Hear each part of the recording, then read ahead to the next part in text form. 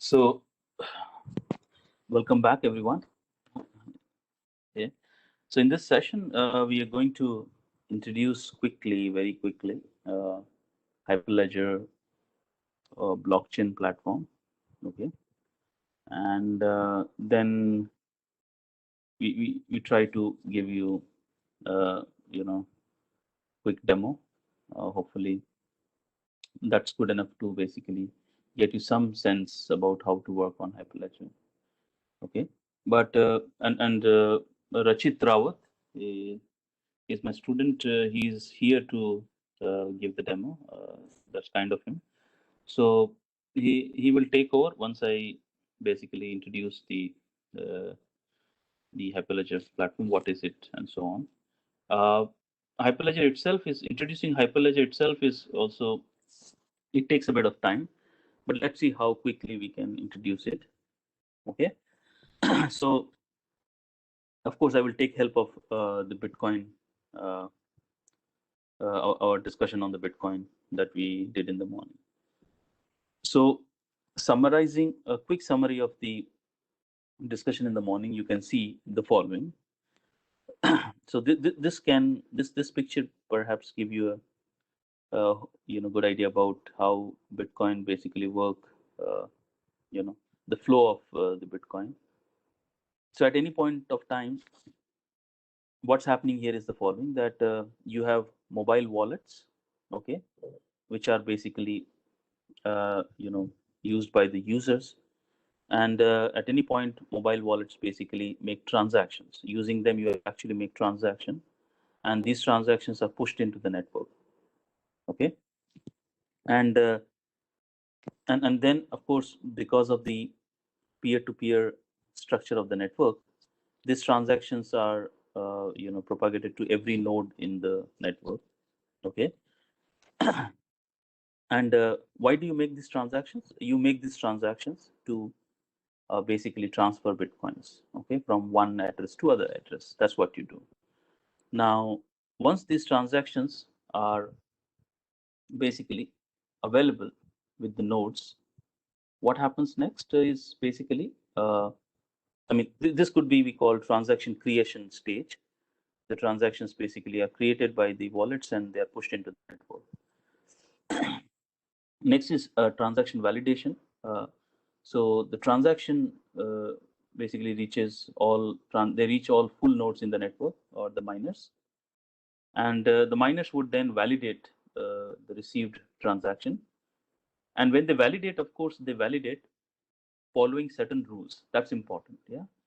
Uh, they look at the transaction, they look at the input output, and then they know what are the rules that they should follow to validate these transactions. And these rules are are all put together into something called Bitcoin core software. And so all of these miners basically are configured with that software, and they use that software to basically validate these transactions. Okay, and now validated transactions are put into then the transaction pool of every node. So for example, this node has received many transactions. Important thing is that it validate all those transactions using the Bitcoin core software. Basically that means it actually follows those rules to validate those transactions, and once if they're all good, then the node put them into its transaction pool. And so the transaction in the transaction pool are all unconfirmed transaction, but they are also validated. Okay, they're all okay. Now the next is the consensus stage, which we also call ordering. You see, Bitcoin consensus is basically about ordering.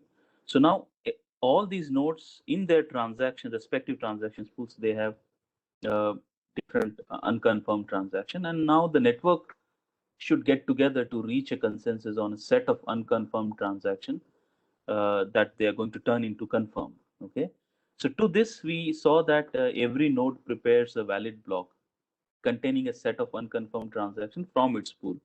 So every node would basically try to prepare a valid block, and in the block they put a set of unconfirmed transaction that they pick up from their own transaction pool. And then we say that the network is set to reach a consensus if all nodes agree on the same block. So basically, we saw that all of these nodes then start preparing their own block. And one way to reach a consensus is that perhaps one of them actually prepared the block quite ahead of others, and that is then accepted. There are possibility then that two nodes actually prepare their blocks quite at the same time, and then there could be a problem. But and in that case, there are few other rules in the Bitcoin consensus that actually try to resolve this, deadlock, because you have pretty much at the same time two valid nodes preparing two valid blocks. Okay, but we, for simplicity, we assume that one of them actually prepared the block quite ahead of others, and that's where the network actually reaches a consensus, and that block is basically selected. And then that block is basically, so for example, as you can see here, at this point, all the nodes, they have agreed up to blocks at height h minus 1. You see, so so everyone has in agreement up to blocks at height h. So starting at 0, then 1 is built on 0, and so on up to height h minus 1. All of them have agreed on the same set of blocks, and therefore we know that the chain state is also same for everyone. Okay, and now you see at the height h, basically the network, every node prepares their own block. As you can see, node number 2 is putting a B2H. That means it has prepared a it is in the process of preparing a height h block by N2, and so on. And at the end, one of them will be selected, and whoever is selected, that is then agreed upon by the entire network, and everyone basically put the selected no block here. That way, basically, height h is also agreed upon, and that's how basically the blockchain is created in a sense, and chain state is basically derived from the blockchain, as we know, which is the world state, by the way, which is the world state that we discussed in the morning. So that's how basically the Bitcoin system moves. That's all, yeah. Sir, sir, I had a question, and maybe like a silly one. Like No, no, please. if the blocks are getting like currently these all the five nodes, suppose, okay, and one and two five nodes, okay. Among them, we are for the time being, we are assuming that all are miners, right? Okay. Now suppose a transaction takes place. Okay. Now the transaction is first validated and then added to the block, correct? A transaction is validated, And then and added to that the is no, that is I mean, that's put into its transaction pool for a only. moment. Uh-huh. Yeah, and then there may be, like, at any time maybe 100 transactions are there maybe, and then N4 is now trying to prepare a height h block. Yeah, so it might pick up 50 out of this 100 transactions. It may be possible. Yeah. Okay. I didn't got that. The transaction pool, okay. Suppose there are 100 transactions being done. Then what will happen? Yeah. So then at this point, say for example, miner, I mean, the result for height h minus 1, I mean, just has arrived. So and suppose the node 4, it knows that it has lost the race. So it is immediately then starting to prepare what? The race for height h block. Yeah. Okay. So what it does, it has to put some transaction. Yeah. So from its transaction put, it will actually pick up some transaction that it wants to put in height h block. Okay. Okay. Okay, and means it depends, like the miners can take transactions from pool, validate them and add it to the block, correct? Yeah. So Yeah. the Now, process is parallelly happening. You see, okay, as okay, as an, I mean, while it is preparing a block, at that time it might also receive many transactions. Yeah. okay, So that is also one other process, will basically keeps validating them and putting them here. Yeah. okay. So for example, it was also preparing height h minus 1 block. At that time, what? But the enforce block not accepted, and some other miners block accepted. Then the transaction that were available in this block that are now removed from the transaction pool because they are anyway gone into somebody's block. Yeah. So therefore, when at height h, N4 will actually choose the rest of the transaction from the rest of the transaction pool. Okay. So, as it is always written in the definition that block is added, block is only added to the blockchain until unless all the minor, they solve the cryptographic puzzle, and when it's solved, when a consensus is agreed, and then only it is added to the blockchain. Correct? What about transactions? Each transaction is also validated, verified. Yes. Yes. So who, for a single transaction, who verifies it? The Bitcoin network, again, it all verifies it, or the same process like you told Alice and Dev, when they are doing transactions. No. So for example, this is the transaction T1. Yeah. Mm-hmm. So this T1 is, suppose this mobile wallet is connected to this server. Yeah. N5 maybe. Yeah. Yeah. Okay. So this T1 is now will be immediately available to all the others because of the peer-to-peer network structure. Yeah? Okay. So then this T1 is validated by all the nodes. All the miners will validate it. Yeah. Okay. And if So you mean T1 is correct, then everyone will have it in its transaction pool. means the transaction is also validated in the same way, and block is also before adding the block of because since block is containing the number of transactions. Yeah. So the point here is that when you accept a block, okay, so within the block, suppose N4 is preparing H-1 height block, but before it could prepare successfully, it receives the block from some other miners claiming that it has already prepared. Okay. Now within that block, there are transactions. Yeah. So N4 will not again validate those transactions because those transactions are likely to be validated already and they are already available in their transaction pool. Okay. So it sees them that those transactions are validated, so it need not validate again. But it may happen that this block might contain a transaction which is still not available with N4. Yeah. Okay. So then N4 will actually validate that transaction.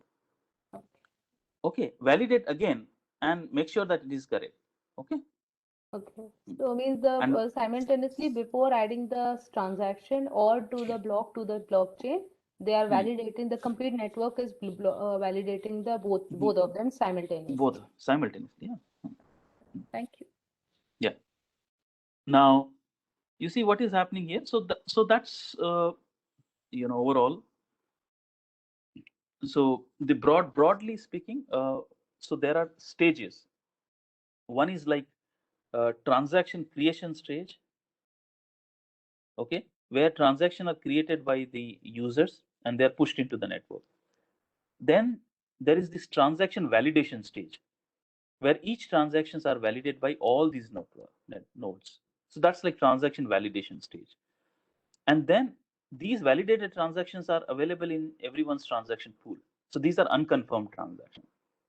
So next is the transaction ordering, or we call them execution stage also, where what all the nodes in the network get together and basically run the Bitcoin consensus. That's where they actually prepare block, and whoever is block is accepted first is basically agreed by, accepted by everyone in the network, and the transaction in those blocks are then turn out to be confirmed transaction, and based on that confirmed transaction, the block is also added and the world state is also modified.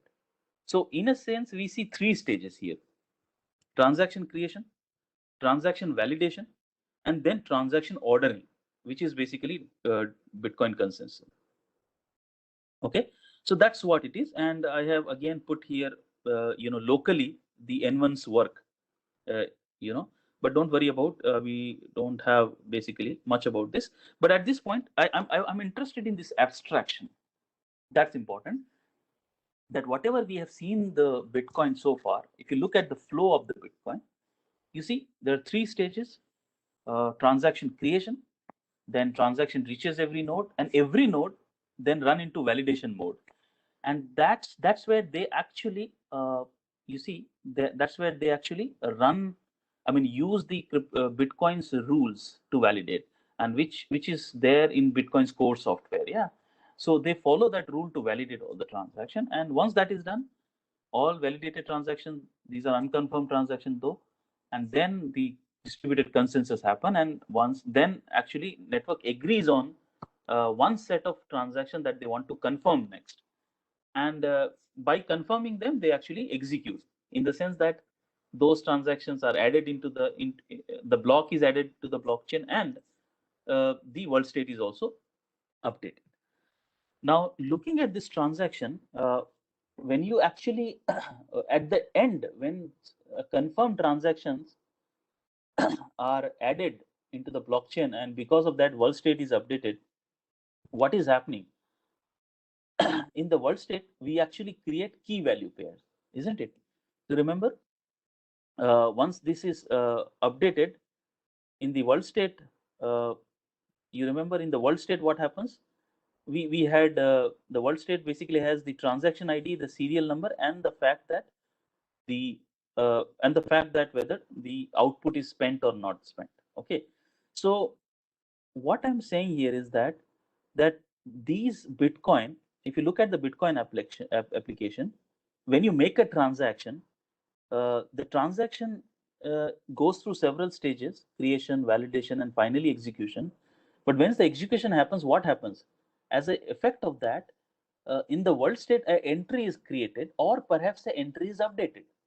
You see, when transaction is finally executed, the input is ascertained, and as a result of that, some previous output is spent.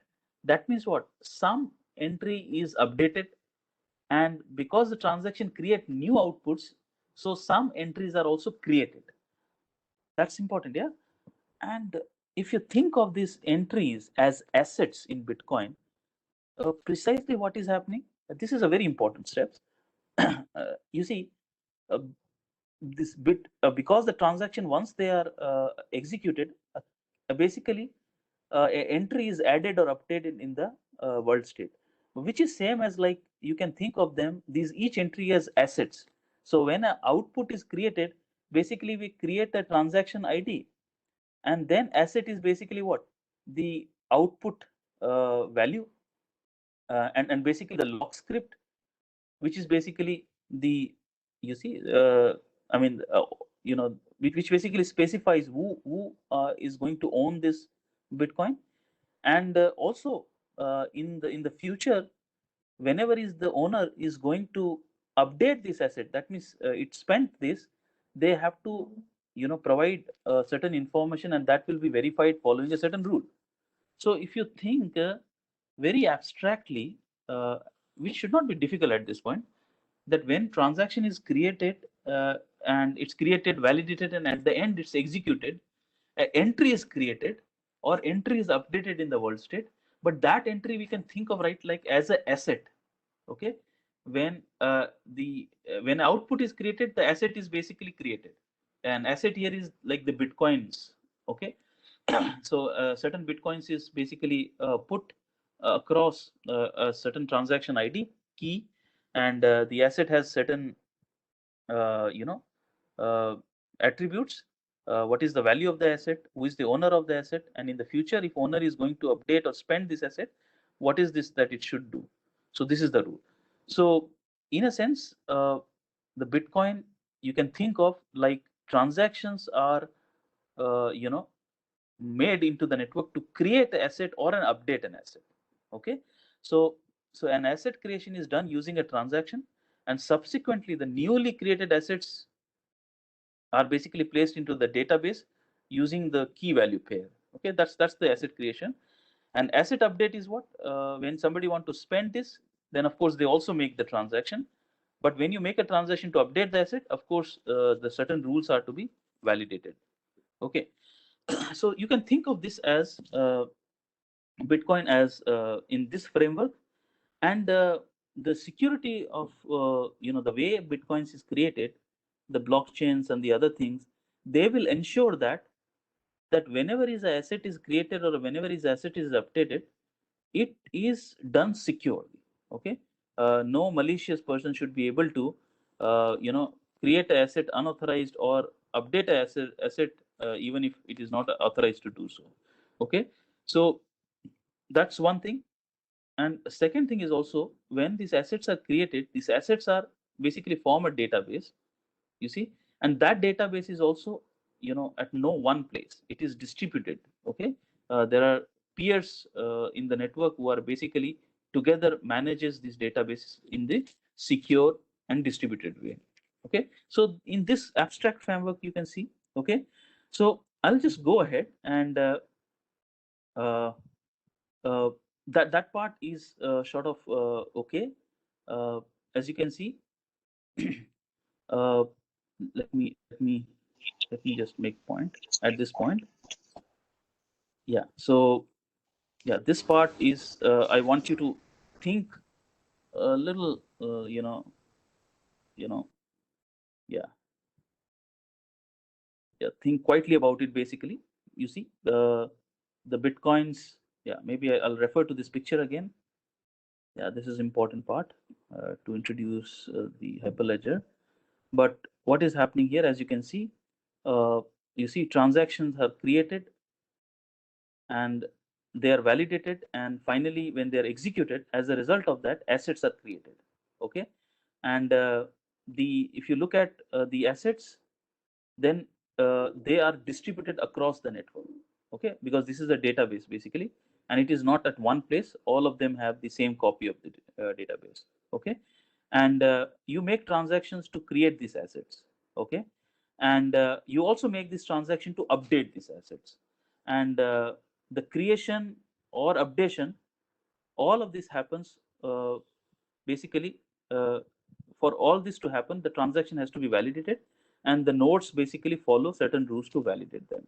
Okay, so that's precisely all of this.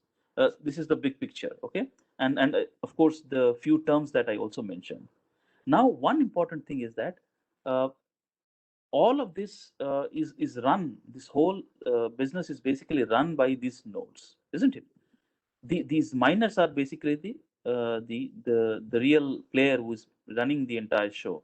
You see, the transactions also go to them. They validate. They only run into Bitcoin consensus and basically agree, and so on. So now we in the Bitcoin we allowed these anybody to basically join as a miner. So right now there are five.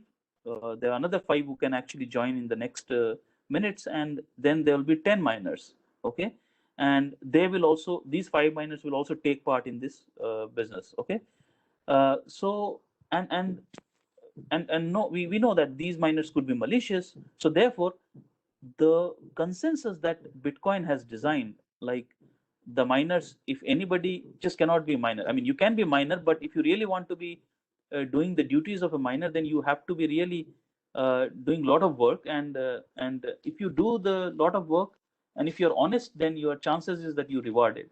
But if you do a lot of work and you also being malicious, the chances is that you actually never get rewarded. In that case, you actually lose out on all the work you do.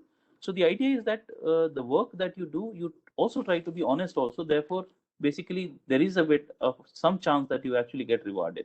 So that's how, I mean, very, very complex way this consensus is built. But this is so because we allow anybody to be miner. Okay, that's why this bunch of complexity. So one way to simplify the Bitcoin protocol, I mean the Bitcoin system, would be what? Any idea here? Public blockchain. Uh, no, I mean this is public blockchain, but I mean we know, we're looking at this now, and we just mentioned why the consensus is actually looks very complex in Bitcoins. But uh, can you just simplify the system a bit? Uh, I mean, if you want to really have a you know, not so complex consensus, this is because anybody can just be miner. Yeah. Can give a permission to the node people so that the complication. We can create private. Yeah. So basically, what perhaps all of you are And the suggesting is, transactions that are there, they can be like means only the since right now the transaction pool is the major complexity here. Since all the transactions that are there in the nodes that are all are taking place, they're all going to come, whether they are confirmed or unconfirmed. So the first the complexity is to be reduced here. Then the next complexity I find here is the database that it is storing is going to take a lot of storage, which can make the operation which is actually taking a lot of time to get mined. Yeah, I agree to these points, but these points, of course, is like, yeah, will perhaps when you address to these, and there are, of course, a lot of research works happens that how should you be reducing the size of the database? Okay, should you be like every node validating all transaction? Just that is also like too much of a repetitive task. Okay, so these are very, very interesting point. Of course, people are working on it, but I mean, I mean, if you try to address them properly, perhaps the system could improve slightly better way. But one other, but the Bitcoin consensus, the complexity of the Bitcoin consensus, where every miner is basically supposed to solve this very difficult, complex crypto problem. That is primarily because anybody is just allowed to be a node. So if you next like if for example suddenly if in the in the coming days if there is a proposal that nobody is just allowed to just like they are not allowed to be a part of a Bitcoin mining system. Okay, if you want to be a mining, maybe now you have to be a government approved miner. Just imagine. So in that case, what? So you are now enforcing that miners cannot be just anybody. There is some sort of a check and balance on who could be a miner. Okay, so maybe government approved miners and so on. So in that case, what we know that the at any point, what is the number of miners that are available in the system and who are exactly the miners and their identity and so on. So in that case, what I think in such a setup, then the problem is much easier. Okay, and such a setup, I'm sure you know. In that case, we just know that we know all the identities of the miners, and then for such a setup, we already have in the literature nice distributed consensus algorithms that we actually apply for distributed computing setting. Okay, where the nodes are known. And in that case, I think we can use existing distributed consensus algorithms, and we just remove the Bitcoin consensus altogether, and we just plug in, existing algorithms from the literature, and I think then the system would run just fine. Do you get my point here?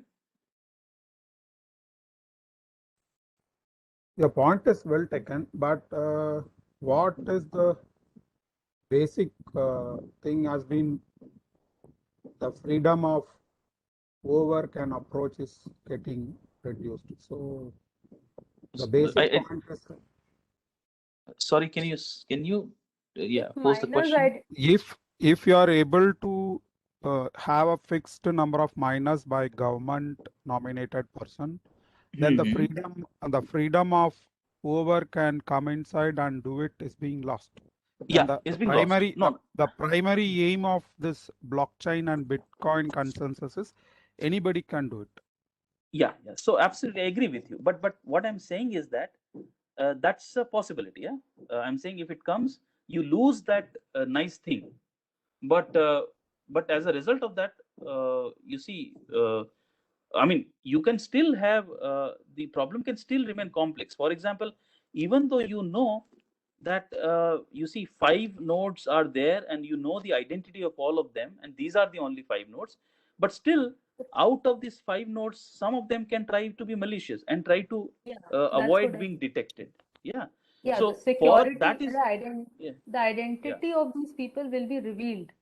And this is what is the concept that we do not want to reveal the people in the network. That is what the decentralized concept of blockchain will also be affected, I think. No, that's what I'm coming at.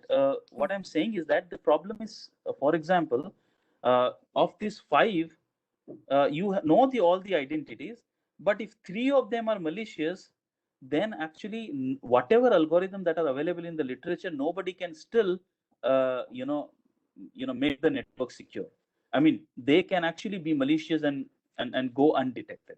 That's also a problem. Okay, so what I'm saying that the problem will still persist, but you will lose a very nice property, which is basically that anybody can be part of this, and there is no check and balances who can be a miner. And that's Bitcoin. Basically, they wanted this to happen. That was their primary target. That you want to build a distributed system where the entity who are managing this distributed system, there is no checks and balances on that. Okay, anybody can be part of that, and so that was a difficult task. Okay, but Bitcoin, with their consensus, for the first time actually showed that it is possible. But now just imagine that, I mean, Bitcoin is this application is like running worldwide.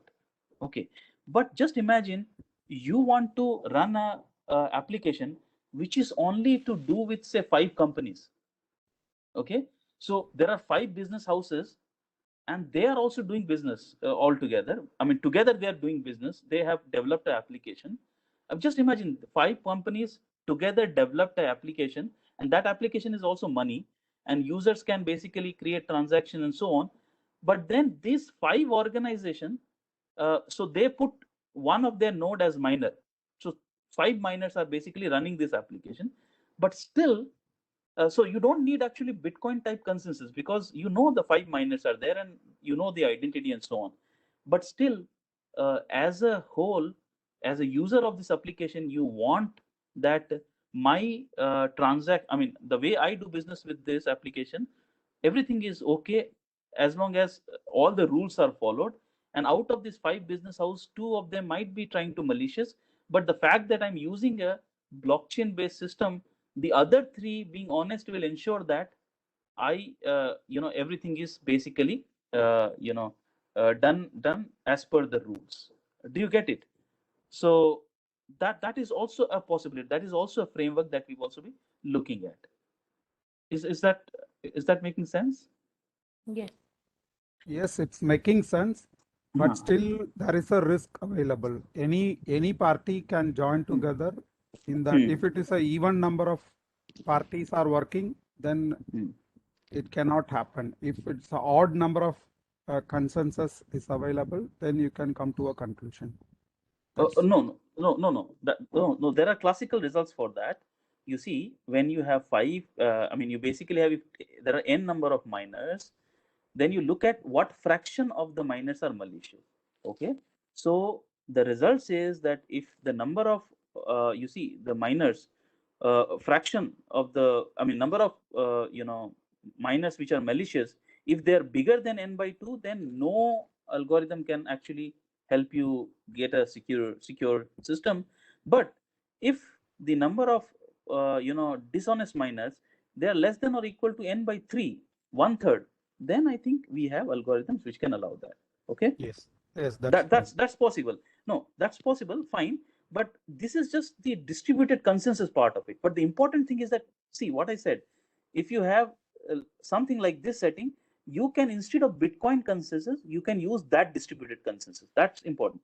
But other things will remain same. What I'm saying is that other thing will remain same. Like once your transactions are all basically all of them are accepted, then you still have those blocks, and blocks are basically chained together. So you can have the blockchain kind of setup, but it's just that the fact that these miners are now their identities are known, you don't have to use complex Bitcoin consensus.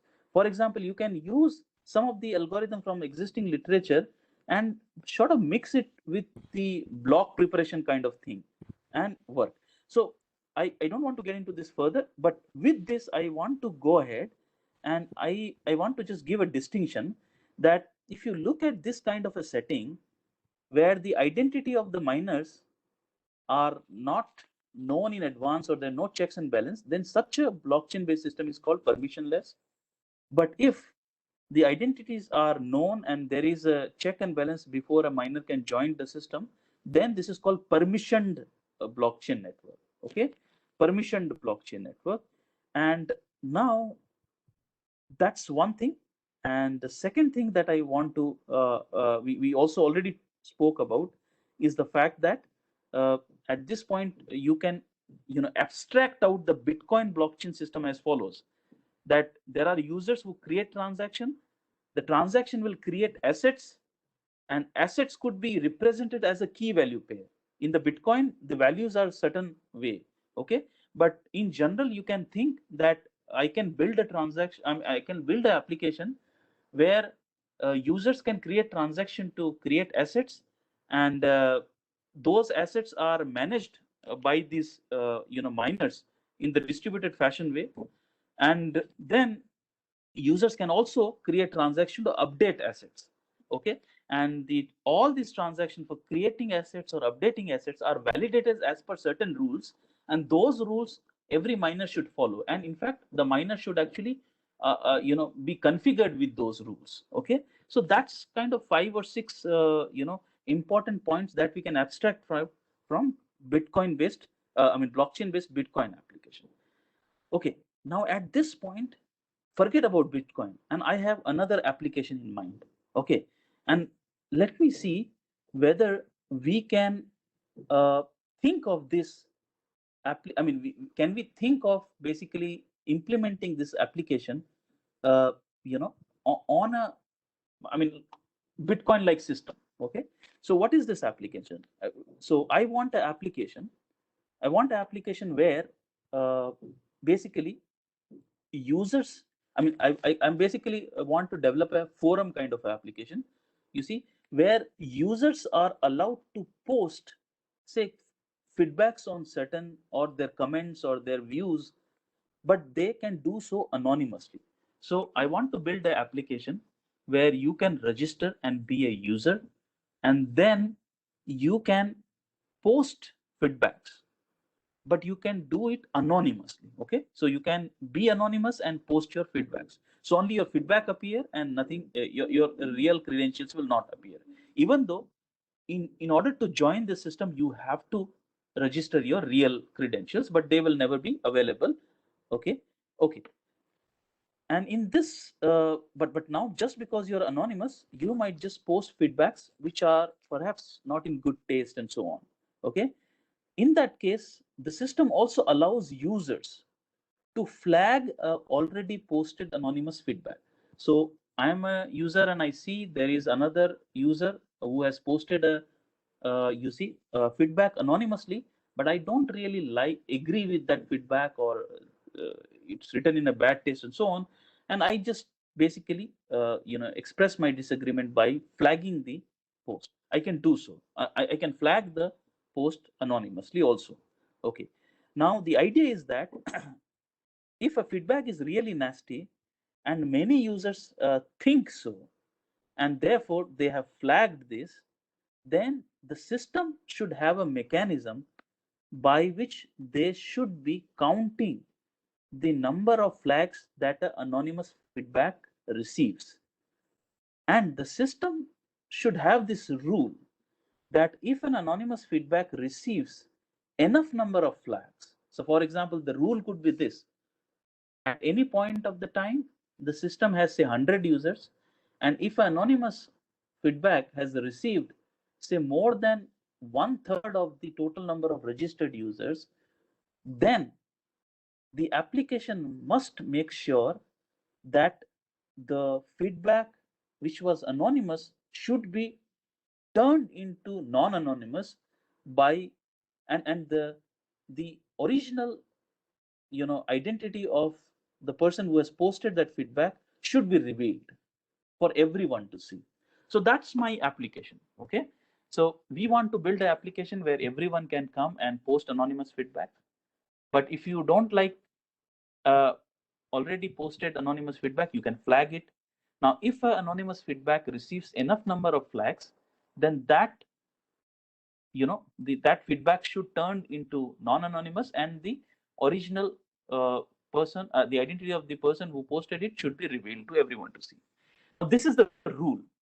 Now suppose 2 or 3 companies come together and they basically said that, okay, we are going to build this application and we are going to run this application together. Now, as a user, I want the following guarantee that, like, if, I mean, the rule that this application described, that should be followed. Okay, that should be followed. Okay, I mean, I want some sort of a guarantee. I might feel that a certain feedback is quite nasty and I flagged it, and I feel that many others might have flagged it, but there is a possibility that these companies, if they don't, I mean, if they think that they might lose something by turning this anonymous feedback into non-anonymous, they might go malicious and they don't follow the rule, and then they let nasty feedback remain anonymous. So, but as a user, I want that whenever there is a blockchain-based system, if there is a rule which was prescribed, then that rule should be followed. That's the whole idea. Okay, so in this case, can we basically think of Bitcoin like blockchain-based system to basically implement this? Well, it's not very difficult to think of.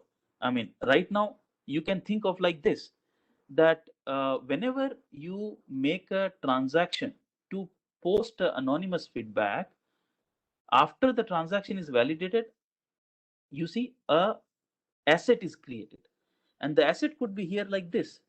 Asset could be like key value pair. The key will be basically the hash of the transaction which actually posted the feedback, and the value could be this, that the exact feedback that was posted, who posted, and we also put you see a counter where who flagged, and then there is a rule book also, and the rule book basically says that I mean, there is also a rule book which basically says that if this post will be receiving enough flag, then the owner of the post should be revealed.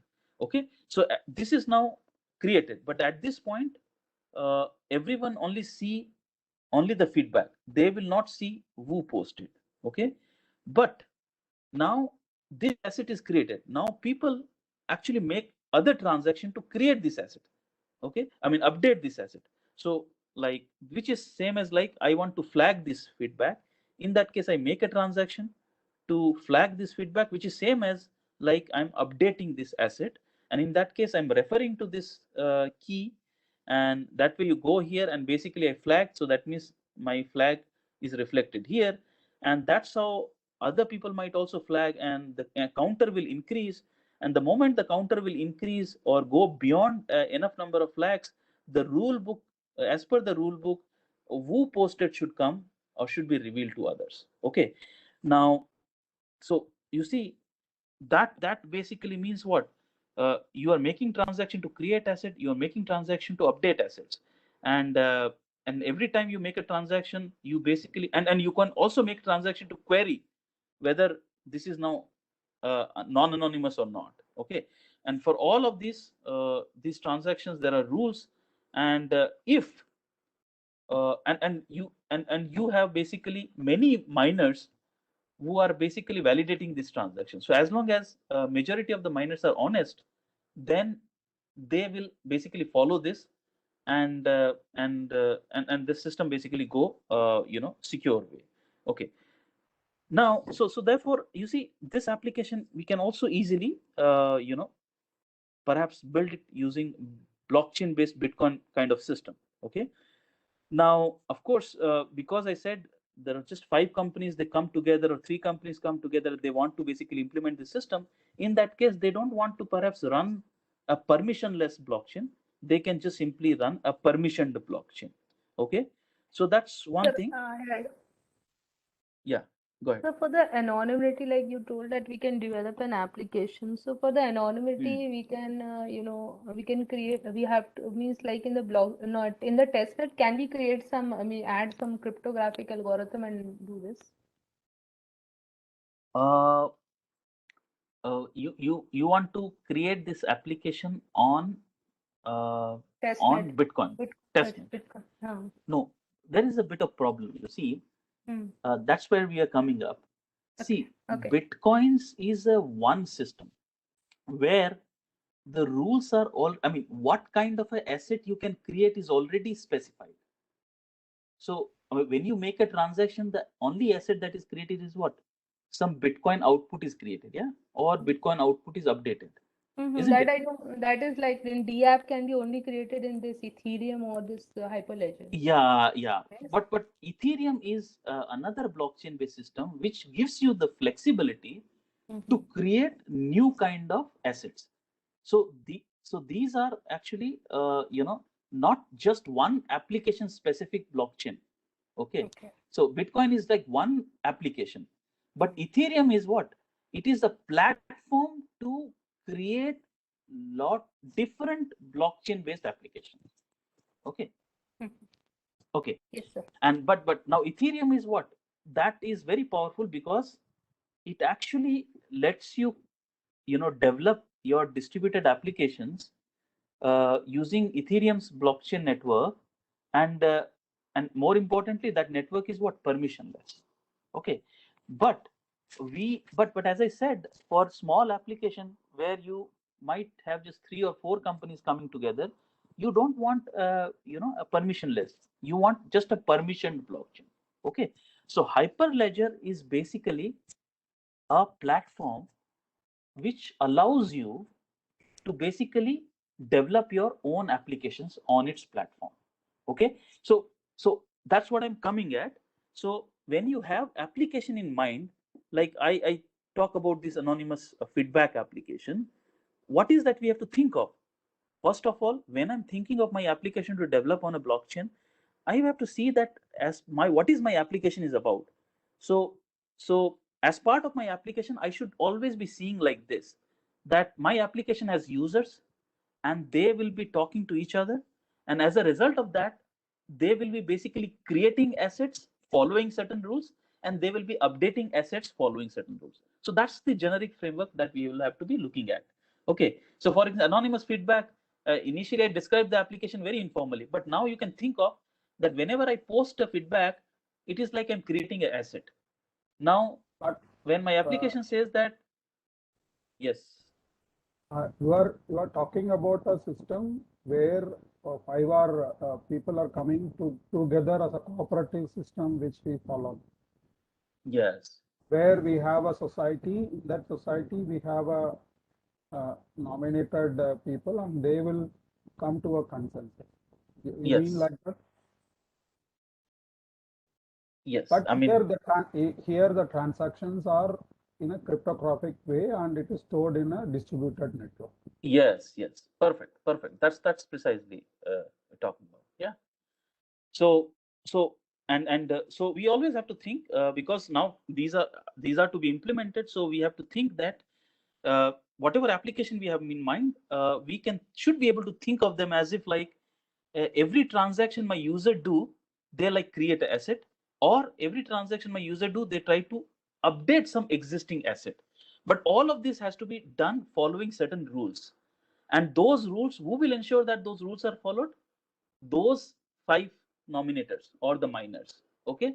And they and they should also after validating this transaction against those rules, those should also be made available for everyone to see. That's what, like, the ledger, which is the public ledger. Yeah. In this case, the users of the system, they should able to see that. And then again, the fact that previously whatever is agreed, nothing should be changed. Of course, that is because of the blockchain and so on. Okay. But fine. So we should have, I mean, if we have this kind of setup, then I think it's all good. Okay. So we have application. That is something that we have to I mean, and we know that as part of our application, we should be creating and updating some assets by proposing different type of transactions. And my assets which are created, they are managed as a distributed database using those you know uh, you know peers, or the miners. Okay. And of course, then every time a transaction is made, they should be validated against the rules, and therefore the miner should actually run a sort of a distributed consensus. And that is kind of easy if right now the miners are basically permissioned. Okay. So with that, I will not get into this, but at this point, I again come back to my application that we talk about, anonymous feedback systems. And just imagine at this point, if we want to implement this application using a permissioned blockchain, what is that? What is that I'm looking at? Okay, what kind of platform that I'm looking at? Okay, so the steps that I have identified that is as part of these applications, my assets will be like this. Yeah, whenever I make a transaction, I will be whenever I make a transaction to post a feedback, this is looks like this kind of a asset. And rule book, I know that my rule book is that every time I make a transaction, whether it is if it is to flag a message, or if it is to query whether the owner is revealed or not, a certain rule is to be followed. Okay, so that rule book I have. And then I also want that this application is basically managed by maybe 5 miners. So I have to have some network configurations. Okay, where I know that who are going to be the basically my miners. Okay, so these are the couple of things that I have to be in mind. And can I have now a platform which basically help me achieve that? Okay, so can we think of a system which allows us to implement the above application the following way? I might looking for a platform which let me do the step one. I will put in place first a peer-to-peer network where each peer is from one of the two pre-approved organizations. For example, I'm saying here that maybe I want to develop this application, and there are two organizations which basically run this. Okay, so then this system that I'm thinking of, that should let me put in place a peer-to-peer network where there are two peers or maybe more peers, but each of these peers are basically controlled by one of the two pre-approved organizations. So if somebody wants to be a miner, I have to see that whether the miner is approved from one of the organizations. So that's my permissioned way of basically letting the miner in. Then what I do, once my peer is in, I have written down my rule book, okay, using some smart contract, which is I'm calling the application rule book.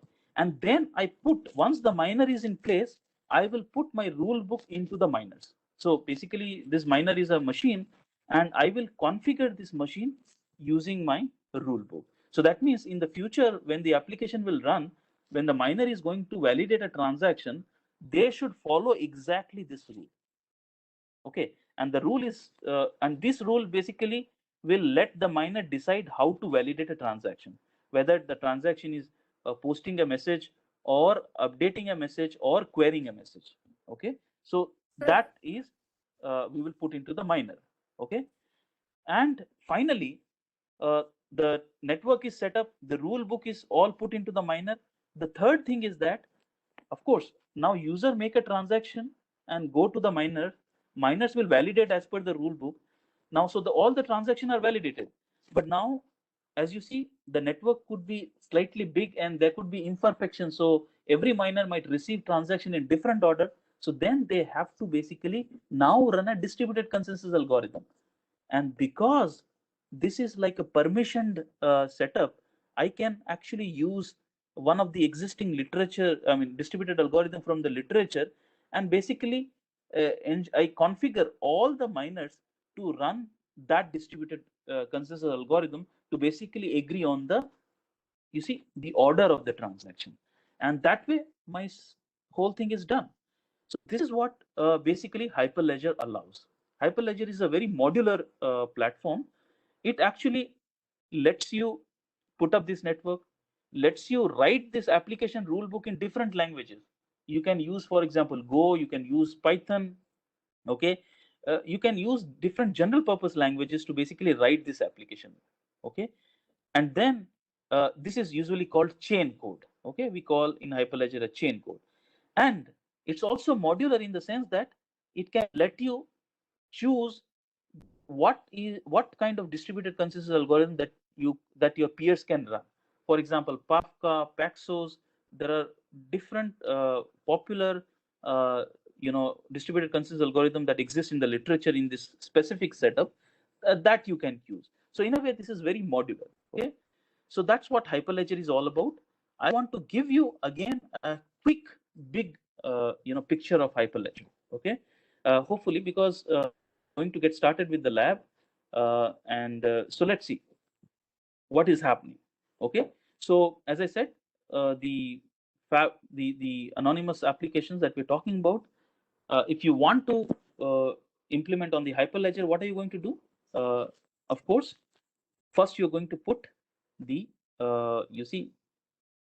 you have to put you have to have these two organizations, and then there are certain nodes have to be there. Some of them are called peers, some of them are called ordering services, and so on.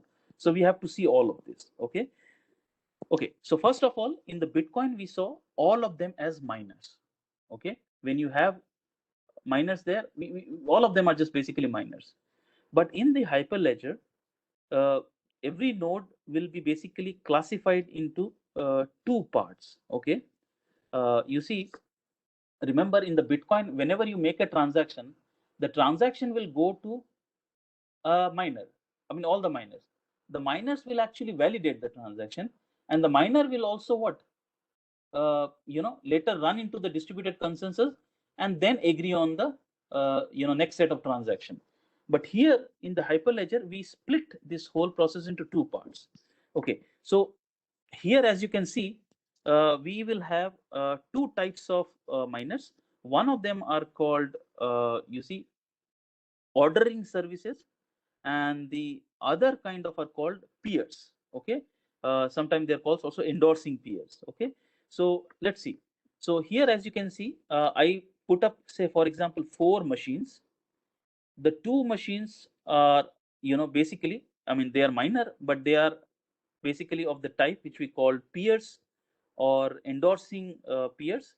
Okay, and they are part of organization 1. So that means organization 1 might set up 2 servers, and their role is like peers. Okay, I mean, they are basically going to validate transaction. Okay, validate transaction. Okay, so they are under organization 1. Similarly, under organization 2, they also put 2 peers. So they put 2 servers, and basically they are part of organization 2. Okay, so they are administratively controlled under organization 2. Okay, and then there are 3 servers also there, and you can see that perhaps they are under the control of perhaps they are under the control of both organization 1 or 2, or maybe some third organization we can put up. Okay, but the role of these servers are not basically endorsing peers. Okay, they don't validate any transaction. I will come to that what they do. Okay, now once you have this setup, these peers, you, for your application, you have written a chain code, or basically the rule book, which we also call smart contract, that you have written. Hyperledger allows you to write it in some general purpose language. So that's what your chain code ID. And once that is written, you put that chain code ID or import that chain code ID into all of these peers, endorsing peers. Okay, so you configure each of these peer basically manually, you can see, with the chain code. So these are the peers, peer miners, and in which your rule book is already imported. Okay, now comes a user. The user is a basically using some client. Like in the Bitcoin, a user is mobile client. Similarly, here you can develop a mobile client, or use your web client, and then you want to post a message. Say, for example, you post an anonymous message. Now, posting is like a transaction. Yeah, so you make a transaction. Now this transaction has to be validated. Now in the Bitcoin, this transaction, any transaction would go to every miner. But here in Hyperledger, there is an endorsement policy, okay, which we call it. Basically, the idea is that every transaction, because this whole application is running by 2 organizations, so we might have a policy like that every transaction should be validated by at least 1 miners from every organization. Okay, so therefore, as per that endorsement policy, you send your transaction, which could be basically posting a message or flagging a message, whatever it is. You put that transaction, and you need at least 1 approval I mean, one miner should be endorsing miner should be validating it. So you send your transaction to both the organization and at least one peer in these organizations. Yeah. So you might send your transaction to this peer and you might send this transaction to this peer. I mean, your client will do that. Now this peer will actually validate this transaction basically. And how does it validate? It will validate as per the rule, and the rule book is already imported on the so for example, if you are putting posting a message, they will simply allow. Okay. Or for example, if you are flagging a message, then they will check. For example, the rule book says that you cannot flag your own message, or you cannot flag a message twice, for example. So for example, if your transaction try to flag a message twice, then the rule book says that you cannot update your asset twice. And in that case, what happens? The As per the rule book, your transaction will not be successful. But if you are flagging it for the first time, then they will allow you. So then, as a result of that, they will, I mean, create the updated status, and they will send their updated status in asset to back to the client. That's how Hyperledger works. Okay. Now, so in a sense, you basically can think of that your transaction is basically validated, and you have received the approval, at least one approval from each of the organization. So that in a sense, your transaction is now good to go. Now, these kind of transactions are coming many in numbers by different users. So all of these transactions are of course going to these peers, and the clients will receive these confirmations. Okay. Now client will next forward this transaction. There will still be no effect as such immediately that the transaction is approved by the miner. That is not enough to basically update the asset, or or basically flag a message accordingly. Okay. So you receive back the approvals only, and then client will send this transaction, the original transaction, with the approval of that it has received from one of these peer, to the ordering service. Okay. That's the ordering service, or where basically the distributed consensus algorithm might be running. So that basically means that I mean, this could be like an application which is span out across a large geographical region. So therefore these servers could be very far apart. So a client can be near to this server, and another client could be near to this server. So these different server will receive many of these transactions in different order. So at this point, they will have to run a distributed consensus service and basically order this transaction. So that's what the ordering service. Okay.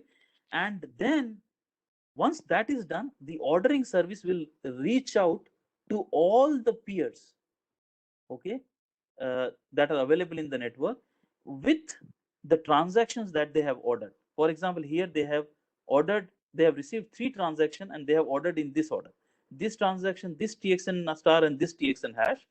And each of these transactions, there were approvals already there.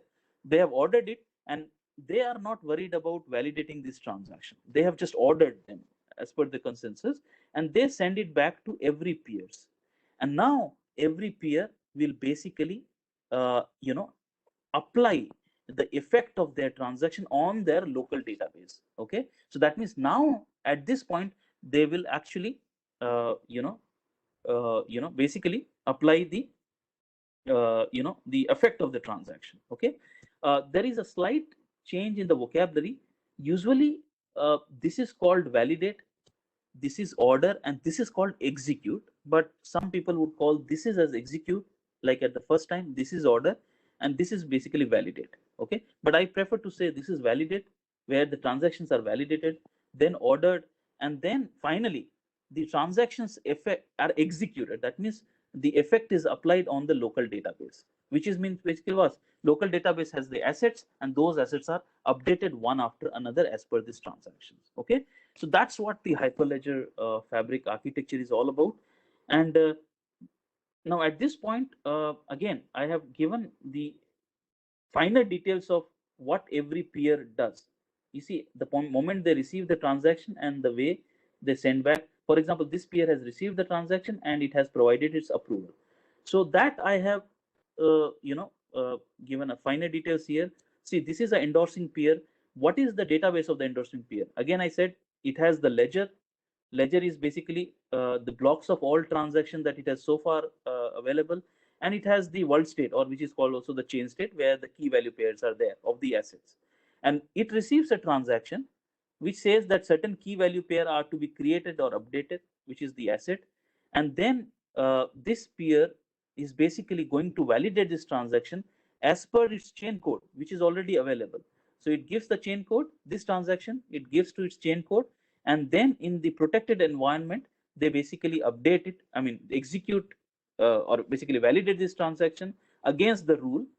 And if everything is okay, they will create some key value pair or update some key value pair, but they don't write this. They just simply say this is the proposed response, and that proposed response is sent back to basically from the peer to the client. And now this is again the role, the peers, when they go to the final execution state, the endorsement peer also now then do the role of something called committing peer. But don't worry about that. That's when I'm talking about this part. When after these transactions are received by the ordering services, these comes, and then the same peers will now actually apply the effect of the transition on their local database. And in that case, in the validate stage, we call that every peer is basically doing the role of a committing peer. And that basically means that they have just received a block from the ordering service where you have these 3 transactions. These are their endorsements, you see. And now they will consult the endorsement policy. Endorsement policy is that every transaction should be approved by at least one peer from both the organizations. So that's the approval is there. And then now these are all approved. Now they one by one, they take it and apply their effect here. So for example, this might say that create a message. So they will create a message. This might say that flag a existing message. So they will flag a existing message, and so on. So that's how the world state is updated, and this block is then added to this block. So that's why the ledger is that's how the ledger is. So that's what Hyperledger is all about. This is how the whole architecture.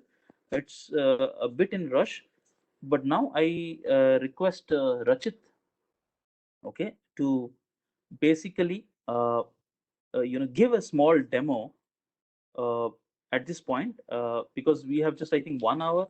So we shared some prerequisites that to be installed. I hope that you have all installed the prerequisites. And Rachit will just walk us through the process of setting up the organizations, the peers, a bit about the chain code, how it was written, and how do you import the chain code here. And then it will actually show how clients can make transaction. And finally, as a result of that, certain message is created, and we will flag certain messages, and we will see that